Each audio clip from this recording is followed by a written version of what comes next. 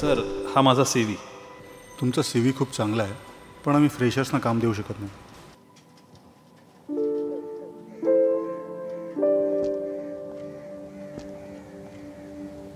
आई वडिलांच्या या इच्छा आम्ही कधी पूर्ण करू शकेन का?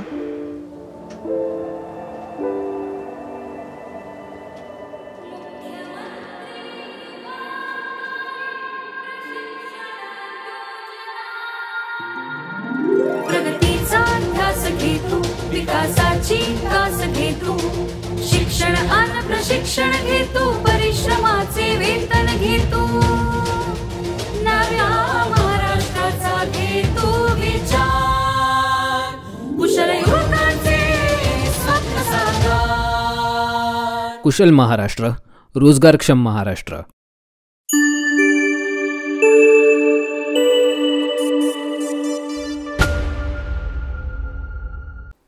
गेले 3 महिने ज्या निवडणुकांच्या निकालांबाबत आपली जी ही पत्रकार मंडळी आहेत, खान मार्केट गँग म्हणा किंवा आपली मराठीतली चाय बिस्किट मीडिया जी आहे, त्याचे परसेप्शन क्रिएट करत होती की या राज्यांमधल्या निवडणुकांमध्ये तणकून पराभव पत्करावा लागणार आहे भारतीय जनता पक्षाला. आणि ते त्यातलं एक राज्य म्हणजे हरियाणा. जम्मू काश्मीर हे एक राज्य आहे अजून, पण या दोन्ही राज्यांच्या निकालांवरती काही अटकळी बांधत महाराष्ट्रातल्या येऊ घातलेल्या विधानसभेच्या निवडणुकांच्या निकालांबद्दलही खूप चर्वित चर्वणं सुरू होते. हरियाणात भारतीय जनता पक्ष यावेळेस जबरदस्त पराभवाला सामोरा जाणार आहे आणि या पराभवाचे परिणाम किंबहुना या पराभवाला जी कारणमीमांसा दिली जात होती की भारतीय जनता पक्षाचा जो आलेख आहे, मोदींचा जो आलेख आहे विजयाचा, तो आता कुठेतरी उतरणीला लागलेला आहे. आणि ही उतरण आता महाराष्ट्रात आपल्याला लोकसभेच्या निवडणुकीत दिसली, त्याचप्रमाणे ती आता विधानसभेच्या निवडणुकीतही दिसणार आहे. ते निकालही भारतीय जनता पक्षाला समाधान देऊन जाणारे दिसणार नाही आहेत, असं एकंदर वातावरण निर्माण केलं होतं. मूळ हेतू हाच होता की हरियाणातल्या निवडणुका, तिथले निकाल, जम्मू काश्मीरमधल्या निवडणुका, तिथले निकाल, या निकालांचा एकंदर जो काही इम्पॅक्ट होता तो महाराष्ट्राच्या निवडणुकीवर म्हणजे येऊ घातलेल्या निवडणुकीवर आणि त्या निवडणुकीतल्या परिणामांवर होणार असं सातत्याने सांगितलं जात होतं. पण या सगळ्यामागे एक सोचीसमजी साजिश जी कार्यरत होती, ती साजिश ज्या वेळेला लोकसभेला निवडणुका झाल्या मागच्या काही महिन्यांपूर्वी, तेव्हा भारतीय जनता पक्षाने गांभीर्याने घेतल्या नव्हत्या किंवा ती जी काही योजना होती विरोधकांची ती समजून घेतली नव्हती, दुर्लक्ष केलं होतं किंबहुना, ज्याला आपण सातत्यानं माज म्हणत होतो की सतत जिंकत आल्यामुळे जो एक प्रकारचा माज आला आहे भारतीय जनता पक्षाच्या नेतृत्वाला, सत्तेचा माज, सातत्याने जिंकण्याचा माज, आणि जे पाशवी बहुमत मिळालं होतं मागच्या दोन्ही टर्मला 2014 आणि 2019ला, त्या सगळ्या गोष्टींचा एकत्रित परिणाम आणि त्या परिणामातून आलेला माज, हा माज कुठेतरी लोकसभेच्या निवडणुकीला उतरला. आणि तो नुसता उतरला नाही, म्हणजे काही कार्यकर्ते पदाधिकारी म्हणत होते की आता तरी आमच्या नेतृत्वानं भानावर यावं, पण नेतृत्व खडबडून जागं झालेलं आहे हे त्यांनी या निवडणुकीत दाखवून दिलं.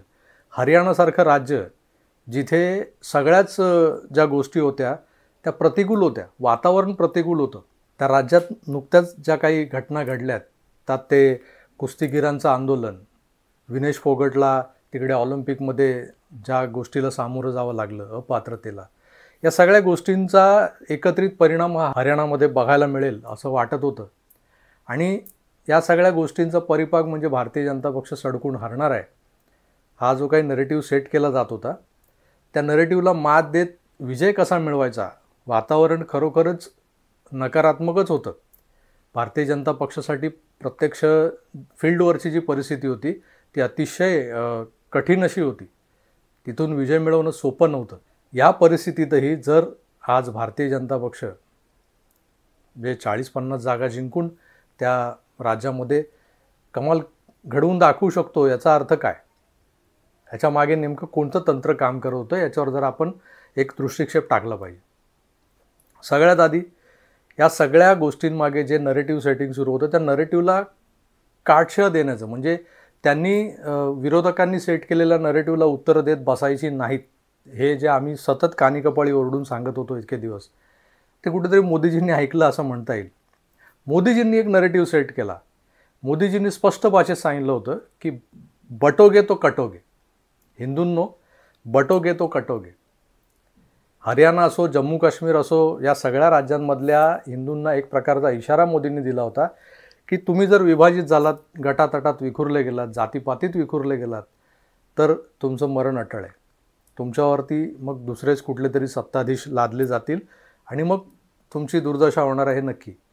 आणि बटोगे तो कटोगे हा जो काही नारा दिला होता मोदींनी, तो हिंदूंनी व्यवस्थित समजून घेतला, त्यामागचं राजकारण समजून घेतलं आणि एकत्रितरित्या एक गठ्ठा मतदान करून आज हरियाणामधला जो विजय आज आपल्याला दिसतोय भारतीय जनता पक्षाचा, तो साकार झालेला आहे. दुसरी गोष्ट अशी, ज्याला आपण प्रत्यक्ष ऑनफिल्ड रणनीती म्हणू शकतो, हरियाणामध्ये 90 जागांपैकी 31 जागा अशा आहेत की जिथे भारतीय जनता पक्ष यापूर्वी कधी जिंकला नव्हता. आता ह्या निवडणुकीतही जिंकलेला नाही आहे आणि यापुढेही मला वाटतं पुढच्या 5-10 वर्षात तो जिंकेल का, याबद्दल मला साशंकता आहे. अशा ठिकाणी आपली ताकद वाया न घालवता उरलेल्या 60 जागांवर लक्ष केंद्रित करून त्यातल्या मॅक्सिमम जागा, जे जास्तीत जास्त जागा कशा निवडून आणायच्या यावर पक्ष नेतृत्वाने लक्ष केंद्रित केलं आणि तशा त्या जागा निवडून आलेल्या आहेत. त्यामुळेच हा विजय साकार झालेला आहे. मित्रो, एकंदर या सगळ्या गोष्टींचा जो परिपाक आहे, ह्याच्यामध्ये हा विजय जो सकारात्मक आहे, आनंददायी आहे, उजव्या विचारांच्या सगळ्याच पाठीराख्यांना, समर्थकांसाठी, पण महाराष्ट्रात येऊ घातलेल्या निवडणुकांसाठी एक शुभ वर्तमान आहे असं म्हणता येईल, एक शुभ शकुन आहे. कारण महाराष्ट्रातल्या निवडणुका भारतीय जनता पक्ष, शिवसेना महायुतीला अतिशय खडतर आणि जवळपास त्यांचा पराभवच होणार आहे आणि महाविकास आघाडी जिंकून येणार आहे, निवडून येणार आहे, असं जे वातावरण इथेही निर्माण केलं गेलं आहे, सगळीकडे तसंच एक संभ्रम पसरवला जातो आहे. तो संभ्रम मोडून काढायचा किंवा हे नरेटिव्ह जे सेट झालेलं आहे ते नरेटिव्ह कसं खोडून काढायचं, याच्यासाठी हा एक हरियाणाने घालून दिलेला पायंडा आहे. हरियाणातला विजय भारतीय जनता पक्षाच्या कार्यकर्त्यांचं मनोबल निश्चित वाढवणार आहे आणि नुसतंच भारतीय जनता पक्षाचं नाही तर युतीतल्या, महायुतीतल्या, महाराष्ट्रातल्या महायुती सरकारमधल्या सगळ्या घटक पक्षांना एक दिलासा देऊन गेलेला आहे आणि त्यांना एक प्रकारे आगामी निवडणुकांसाठी तुमची लाईन काय असावी प्रचाराची आणि इतर सगळ्या गोष्टींची, म्हणजे ज्याला आपण रणनीती म्हणतो, स्ट्रॅटेजी म्हणतो, ती स्ट्रॅटेजी काय असावी याचं एक उत्तम उदाहरण म्हणजे हरियाणातला हा विजय. मोदीजींनी तो विजय अतिशय योजनाबद्ध रीतीनं प्रचार करून आणि सगळी रणनीती आखून साकार करून दाखवलेला आहे. या सगळ्या विजयाचे जे शिल्पकार आहेत पंतप्रधान नरेंद्र मोदी, त्यांना शुभेच्छा तर दिल्याच पाहिजेत. तर त्यांना शुभेच्छा देताना त्यांनी जी गोष्ट, ज्याला आपण थेट भाषेत म्हणजे आपलं पॉलिटिकल लँग्वेजमध्ये ज्याला आपण नरेटिव्ह म्हणतो, ते नरेटिव्ह नाही, ते सत्य घटना होती, सत्य कथा होती आणि ही वास्तव आहे. ह्या सगळ्या हा जो काही आताचा जो काही माहोल निर्माण झाला आहे ते वास्तव आहे. हिंदूंसाठी जी धोक्याची घंटा आहे की बटोगे तो कटोगे, आणि हे समजून घेणारे हिंदू जोवर हिंदुस्थानात आहेत तोवर भगवा हा कुठल्याच तख्तावरून खाली खेचला जाणार नाही. त्याचं उदाहरण हरियाणाने दाखवून दिलेलं आहे. महाराष्ट्रातही त्याची पुनरावृत्ती करायची आहे. महाराष्ट्राच्या मंत्रालयावरूनही भगवा उतरता कामा नये, जो या महायुतीचा भगवा आहे. त्यासाठी हिंदूंनी एकत्र राहत बटोगे तो कटोगे हे लक्षात ठेवलं पाहिजे. तुर्तास मी इथेच थांबतो आणि थांबण्यापूर्वी पुन्हा एकदा उजव्या विचारसरणीच्या सगळ्या पाठीराख्यांना, समर्थकांना, विशेषतः भारतीय जनता पक्षाच्या त्या कार्यकर्त्यांना, पदाधिकाऱ्यांना ज्यांनी हरियाणात जाऊन प्रचार केला आहे, अगदी नितीन गडकरींचंही मी अभिनंदन करेन, कारण त्यांनीही प्रचार केला आहे, त्यांनी सभांवर सभा घेतलेल्या आहेत. त्या सगळ्यांचं अभिनंदन पुन्हा एकदा. आणि या नोटवर मी इथेच थांबतो. पुन्हा भेटूच. तर आपली काळजी घ्या आणि पाहत राहा आकार DG9. धन्यवाद. नमस्कार.